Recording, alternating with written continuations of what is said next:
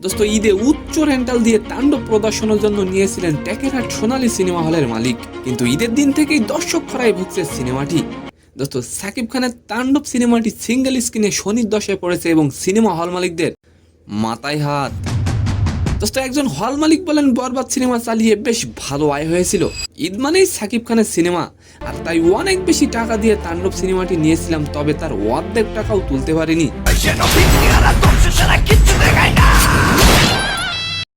এরই মধ্যেই শোনা যাচ্ছে সিনেমা নাকি পাইরেসি হয়ে গেছে। দোস্ত সিনেমা পাইরেসির কারণে কি তাহলে সিনেমা হলে দর্শক কম যাচ্ছেন? আপনার মূল্যবান মতামতটি অবশ্যই কমেন্ট করে যাবেন। তাণ্ডব সিনেমা নিয়ে হল মালিক আরো বলেন, সিনেমার গান ও গল্পের নাকি কোনো ঠিক নেই, দর্শক নাকি সিনেমা দেখে হতাশ। তিনি বলেন এই সপ্তাহে চালিয়েই তিনি হল বন্ধ করে দেবেন। দোস্ত এই যখন সিঙ্গেল স্ক্রিনে তাণ্ডব সিনেমার অবস্থা, তখন মাল্টিপ্লেক্সে দর্শকদের আগ্রহ লক্ষ্য করা যাচ্ছে। দোস্ত খুব শীঘ্রই দেশের গণ্ডি পেরিয়ে তাণ্ডব মুক্তি দেওয়া হবে বিশ্বব্যাপী, আর এই বিষয়ে কাজ করছেন সিনেমা অথরিটি। দোস্ত এখন সময়ই বলে দেবে তাণ্ডব কত দূর এগিয়ে যেতে পারবে।